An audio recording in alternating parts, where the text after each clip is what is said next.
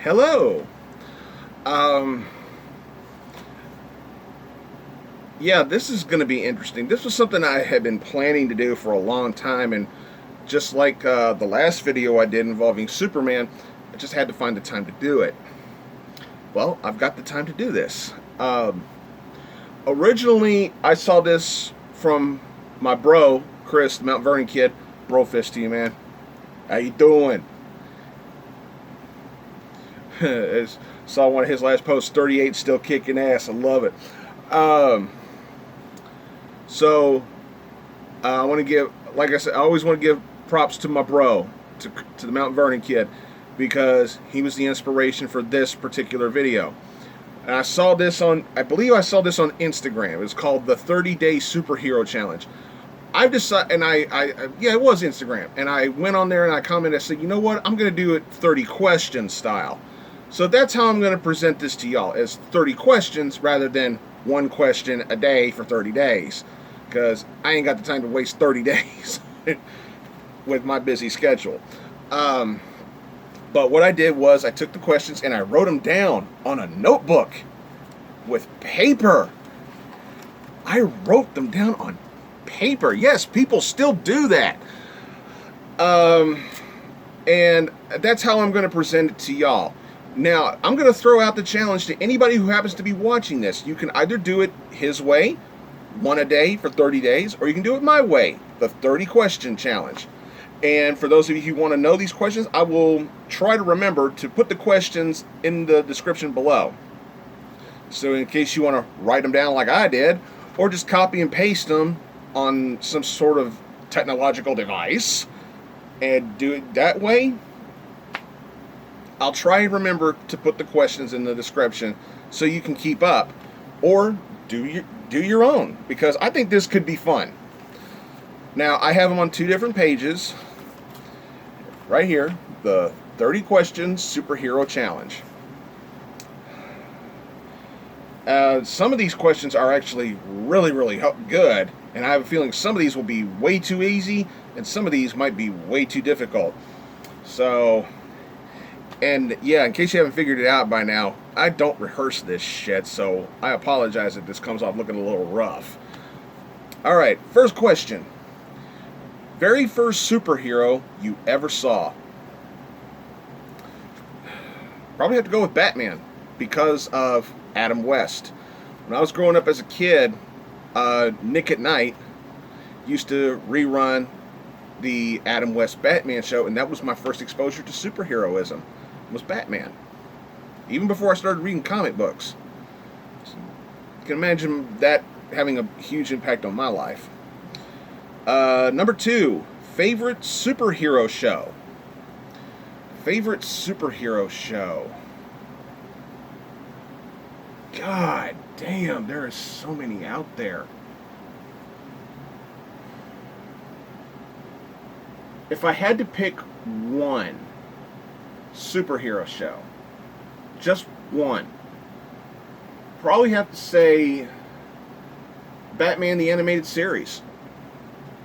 At the very least, the first 3 seasons. My God, the art style, the storytelling, the voice acting, phenomenal stuff. The scripts, the plots, the marketing, the promos, everything about that show was just phenomenal.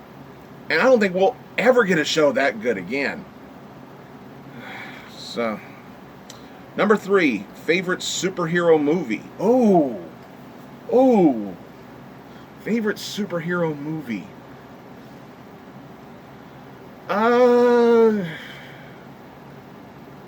My God, that is a tough one.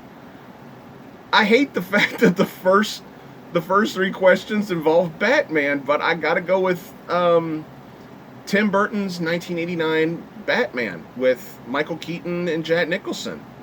That's one of those movies. Yes, it's not timeless. There are some parts of it that make the movie incredibly dated, but it's one of those movies that I'll never get sick of. I can watch it over and over and over and over and over again. I'll never get sick of it. A close second, if I had to have a close second, probably would have to be probably the Avengers, because of how well that particular movie was built up over the years throughout all the solo hero movies. But for me, I got to go with Tim Burton's 1989 Batman. Have you ever danced with the devil by the pale moonlight? Okay, number 4, favorite superhero universe. Oh, that's easy. The Marvel Cinematic Universe. I love the comic book universes tremendously, but when you talk about sheer build, character growth, character development, character pacing, in terms of pacing these characters, getting them built up, progressing the story, tying all the storylines together to build up to a team-up movie, and then continuing the formula not once, but not twice, but 3 times throughout the course of over a decade. My God, you can't do it any better than that. The Marvel Cinematic Universe was so well done. Wasn't perfect, but it was so well done in terms of long-term execution, in terms of long-term build for all these characters. Before we could give a damn about the Avengers, we had to start giving a damn about Iron Man, about Captain America, about the Incredible Hulk, and so on and so on. Throughout these solo movies, building up to a team movie, we also had to give a damn about guys like Thor and everything. Everything was pieced together so brilliantly. Like I said, wasn't perfect, but damn it all, it was brilliant. Okay. Number 5, favorite male superhero, Spider-Man. Not even a question. The Amazing Spider-Man. Number 6, favorite female superhero. Oh. You know, ever since I first saw her when I was a child, I fell in love with this character because she was beautiful, she was powerful, she was compassionate, she was loyal, she was friendly, she was kind. But God forbid you got on her bad side, and I'm talking about Princess Coriander of Tamaran, Starfire. With all due respect to people like Wonder Woman and Black Widow and all those other female superheroes, you never forget the first one you fell in love with as a character and as part of a storytelling progression. I had to go with Starfire.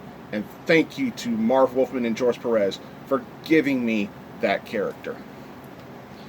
Number 7, favorite superhero comic, The Amazing Spider-Man. Even through all its ups and downs, I was at it when it was at its best. I was at it when it was at its worst. But it was the one series I never gave up on. Even during the one more day, brand new day bullshit.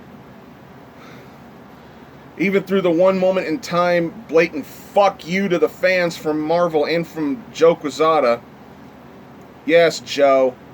If by any chance you're watching this, Mr. Quesada, let the record be known. It's been over a decade and no, we're still not fucking over it. Go fuck yourself. But I have supported Amazing Spider-Man throughout the worst clone saga and throughout the best. Number 8, superhero crush. I want to say, God, it's telling y'all how old I am. I want to say my first superhero crush would probably have been Linda Carter, Wonder Woman. I remember watching reruns of Wonder Woman when I was a kid, and oh God, was she hot. Oh. But that's kind of a dated reference. I guess if you want to go more modern, I think Melissa Benoist on Supergirl, I think she's really, really cute. Wouldn't mind her flying through the window and sitting on my face.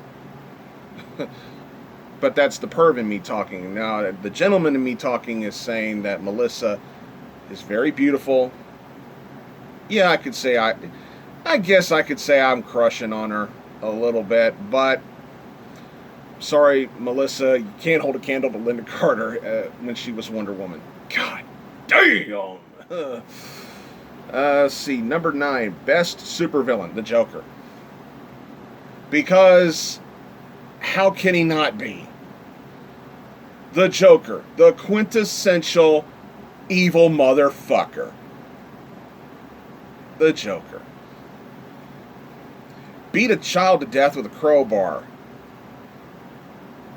Remember that? Poisoned some Boy Scout cookies and killed a Boy Scout tribe. And laughed about it.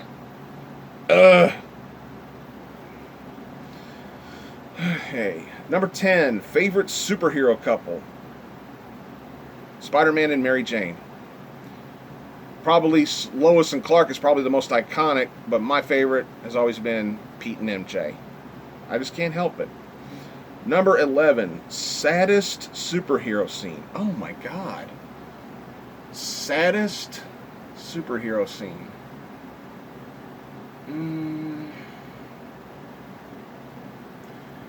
Probably, there's been so many sad superhero scenes over the years, but for me, I think it would probably have to go with the death of Gwen Stacy, because of how that molded the character of Spider-Man, molded the character of Peter Parker through the long term.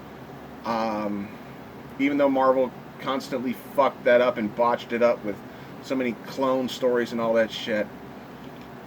But yeah, I would say the death of Gwen Stacy was probably, it's probably got to be my pick for the saddest superhero scene, because Peter, it took Peter such a long time to get over that. It took Peter such a long time to move past the pain and move on with his life. Thank God that he had the much better girlfriend in Mary Jane to help him get over it. I'm just being a smartass, but yeah, saddest superhero scene, probably to have to go with the death of Gwen Stacy. But once again, that's just my opinion. It's still up for debate. Let's see, number 12, superhero you're most similar to. Superhero I'm most similar to. I don't fucking know. Obviously, I don't have superpowers. I can't shoot things out of my hands. I can't shoot things with my finger. I don't have webbing or laser vision or anything like that. I can't bend steel with my bare hands. So nobody in terms of superpowers, but I guess if you want to talk about in terms of personality, I guess you could see a little bit of Peter Parker in me. Maybe I could share some sort of personality connection with somebody like Beast Boy or Booster Gold, depending on my mood. I don't know. That's a tough one. I'm gonna have to leave that up in the air. Number 13, favorite supervillain power. Oh shit. Favorite supervillain power. Probably have to go with Magneto, him controlling magnetism. Because my God, the stuff he could do with that power. Not to mention ripping the adamantium out of Wolverine's skeleton. Oh, God, that was a tough scene to look at. So yeah, I think I would go with Magneto's magnetism as my favorite supervillain power. Let's see, number 14, favorite superhero sidekick, Robin. Like with the Joker being the best villain, how can Robin not be the best sidekick? What are you going to say, Bucky Barnes? Get the fuck out of here. Gotta go with Robin, because here we are so many years later. Debuted in 1940. Here he is still going strong. What, 80 fucking years later? Shit. Robin, the boy wonder, the teen wonder, whatever you want to call him. Let's see. Number 15, favorite superpower. Gotta go with flight, because that's the power I would want to have. I wouldn't want super strength or X-ray vision or anything like that, or super breath, or I wouldn't want any of that. I would just love to be able to fly. Just think about how much money I would save on gas, and think about how much easier it would be to get from place to place. God damn, you want to talk about something fucking awesome. If I had the ability to fly, I'd just go flying around everywhere. Just fly around everywhere, just for the hell of it. Yeah. Number 16, favorite superhero team, the Teen Titans. The Teen Titans is that one team of heroes that has had so much longevity over the years. My personal favorite is, of course, the Wolfman Perez lineup, but I have loved so many different incarnations of the Teen Titans. Hell, even Jeff Johns' run with Teen Titans was pretty good. The original run with Teen Titans was good. The Wolfman and Perez stuff just can't be topped, in my opinion. The current run of Teen Titans, unfortunately, it's going away soon, which really fucking sucks. The current lineup, I'm really liking. You just can't go wrong with the Teen Titans. Well, then again, wait a minute. I gotta take that back. You can go wrong with Teen Titans by giving them a silly cartoon show called Teen Titans Go. That's how you can go wrong with the Teen Titans. Number 17, most epic fight scene ever. Most epic fight scene ever. I'm about to shock some of y'all. One of my personal favorite fight scenes ever probably has to be the Ninja Turtles versus Shredder in the 1990 theatrical movie. That scene on the rooftop where they're fighting the Shredder. That's one of those scenes that I could watch over and over again and I never get sick of it. And my God, that fucking music in the background while the fight scene is going on. Fantastic. Culminating with Splinter throwing him over the ledge into a garbage truck to his death. Yeah. And then Casey Jones, oops. That fight scene is just so well done. I love it. Number 18, favorite non-super male supporting character. Oh.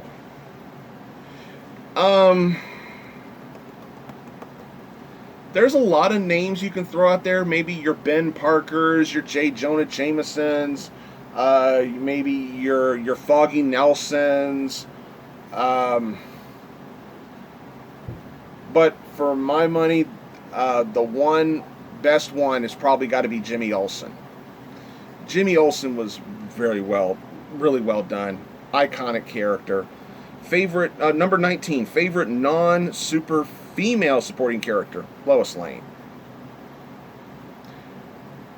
Like I said, I love Spidey and MJ more than I like Lois and Clark, but when you talk about a female supporting character, it doesn't get more iconic than Lois Lane. Hell, some people, when they look at a damsel in distress in some modern media, they automatically say, "Oh, there's the Lois Lane of this picture." You know, there's the Lois Lane character. You know, it's like, hell, Lois Lane support over the years has become a cliche on its own, but it's a cliche that was born out of something so iconic. And a supporting character that continues to support Superman still to this day. Okay, number 20, favorite villain team. Favorite villain team. I know you probably got your Injustice Leagues, your Legion of Doom, or you got your Sinister Sixes and everything. The Sinister Six is really good, but I gotta show my personal bias toward a good friend of mine, and that's Gail Simone. I gotta go with the Secret Six. I'm just gonna be biased on this. I'm cheating on this one, but I have to be biased because I love that team so much. They are technically villains, but they do some heroic things. But my God, the way Gail wrote that team, you couldn't ask for better chemistry amongst team members that are supposed to be assholes. I love it. If Gail Simone never did Secret Six, I would probably say the Sinister Six. That's just me. All right, number 21. Favorite weapon, armor, or gear? You know, Batman's got batarangs, Iron Man's got the armors. But I'm going to go with weapon. What cooler weapon is there than Mjolnir? Thor's hammer. Whosoever holds this hammer, if they be worthy, shall possess the power of Thor. Who wouldn't want to swing that motherfucker around? My God. Number 22. Most shocking superhero moment. Oh my God. There is no question in my mind. There is nothing. I was ready for this question. If there was one question I really prepared myself for, it was this one. My God. I will never forget it. It was the beginning of 2009. It was around the ending of 2008, the beginning of 2009. I will never forget this. Walking into Arkham Comics, picking up this book and reading through it while I'm waiting in line to go purchase it. And oh my God, that 2-page spread just bugged my eyes. I lost my breath. I was blindsided by this moment. It's a moment that will stick with me for the rest of my life. There's been plenty of shocking moments, like the death of Barry Allen in Crisis on Infinite Earths, the death of Gwen Stacy, the deal with the devil from One More Day and all that bullshit. But for me, the most shocking moment that will stick in my brain for the rest of my life happened when Wolverine murdered the X-Men in the original Old Man Logan storyline. The particular issue where you see it happen is Wolverine, Old Man Logan, number 70. Do yourselves a favor. Check out the original Old Man Logan storyline from Wolverine. Do yourselves a favor and look at that. Particularly the moment that had been built up and we were finally given an answer why Wolverine stopped popping his claws, and when that big 2-page spread came out, oh my God. That is an image that I will have to have surgically erased from my brain. Fucking unbelievable. Number 23, superhero whose story you wish continued.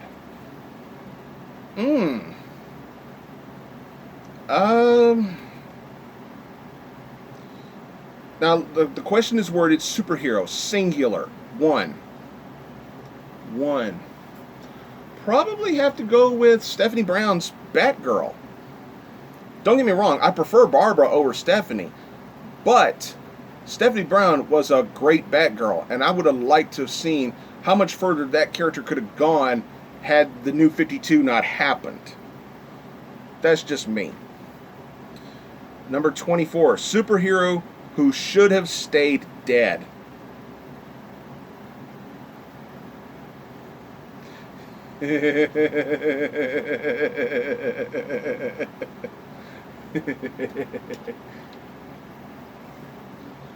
Throw some shade on this one. Jason Todd.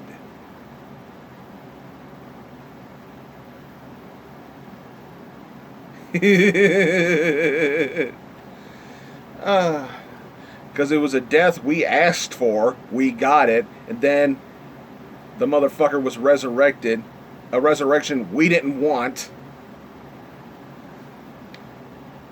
With all due respect to the Batman family, I think Jason Todd's death would have had much more meaning to Bruce Wayne's overall character arc if Jason had stayed dead. I'm just saying.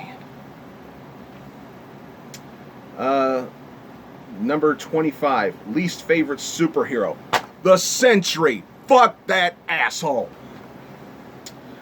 Number 26, favorite quote from any superhero. With great power comes great responsibility. Number 27, comics, animation, or live action? Oh, this could be a subject of a video all on its own. But for as much as I love the comics and live action can be good, animation I think would probably be the medium I would trust the most.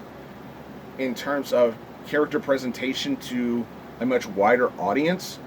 Because with comics, only certain people read the comic books, and that's the diehards, the ones that have been with those characters throughout most of their entire life. Live action, depending on how it's done and how it's presented, most of it might not be suitable for kids.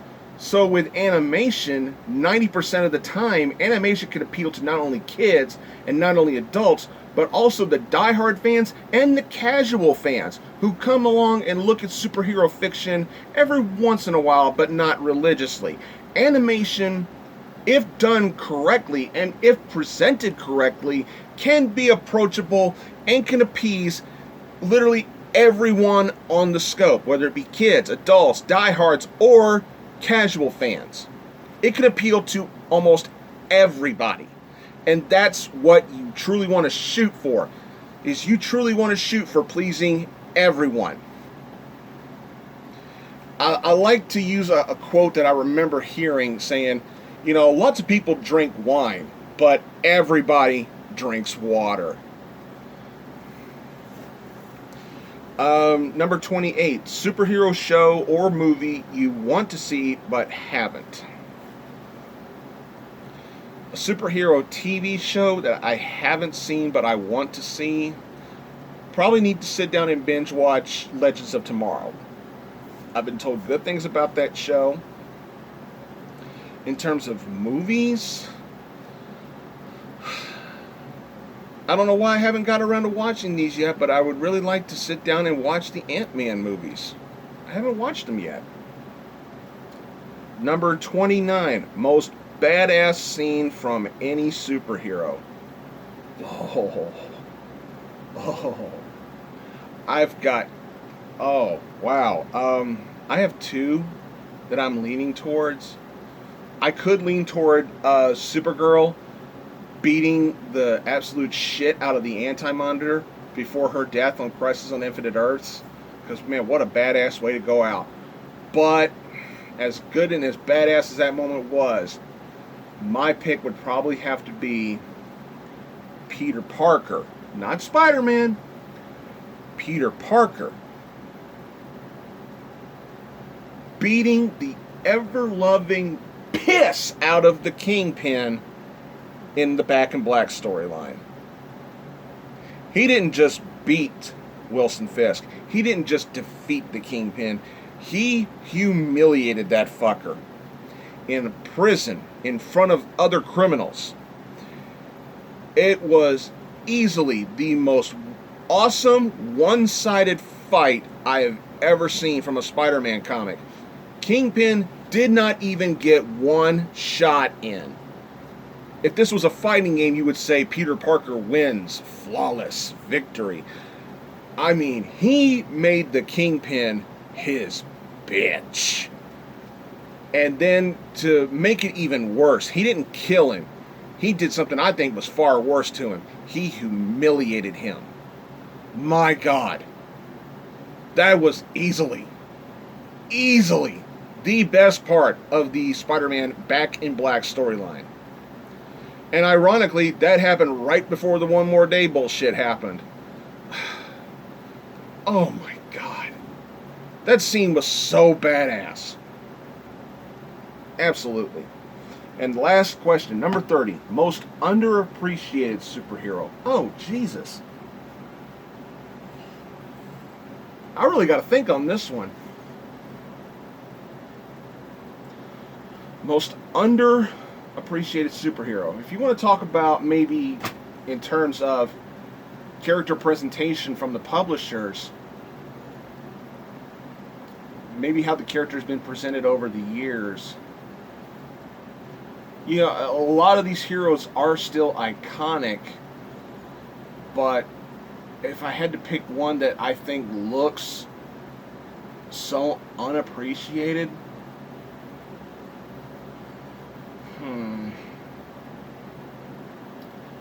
You got some names out there. Maybe somebody like Booster Gold or Blue Beetle, Ted Kord's Blue Beetle. Maybe, I guess some people would probably say some of the Inhumans or maybe Aquaman, you know, something like that. But that, if you were to say Aquaman, I would say, yeah, but that was once upon a time. Aquaman's badass now. But in terms of unappreciated superheroes, me personally, I would probably have to say the Punisher. The Punisher. Look at how he got into the business. His family was slaughtered. He decides to serve out vigilante justice the way he sees that the people who should be serving justice don't have the balls to do it. And it's a completely thankless job. But the real, honest to God reason why I pick Punisher as the most underappreciated superhero, I can narrow it down to one thing. Just one thing. Frankencastle. Oh God. Frankencastle. Are you fucking kidding me? That alone makes him the most underappreciated superhero. But he's still iconic.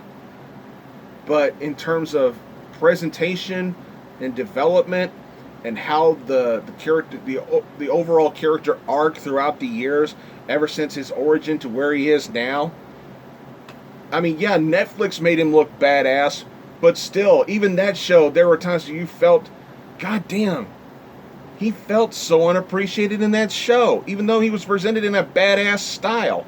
There's a difference between being presented well, yet still having the character feel underappreciated. There was some appreciation there, but my God, he was worthy of so much more of it. And you felt like he was getting gypped out of that. But it all comes around to Frankencastle. Frankencastle, to me, was the ultimate fuck you to the Punisher and the ultimate fuck you to the Punisher fans. Need I say more? All right. There is my 30 question superhero challenge. I will remember to put the questions in the description in case you want to try this. You want to try one a day for 30 days or do them all at once like I just did. Please like, comment, subscribe. Click that bell if you want YouTube to actually tell you when I'm coming out to do a video. So thanks for watching, everybody, and I'll see y'all later. I'm out.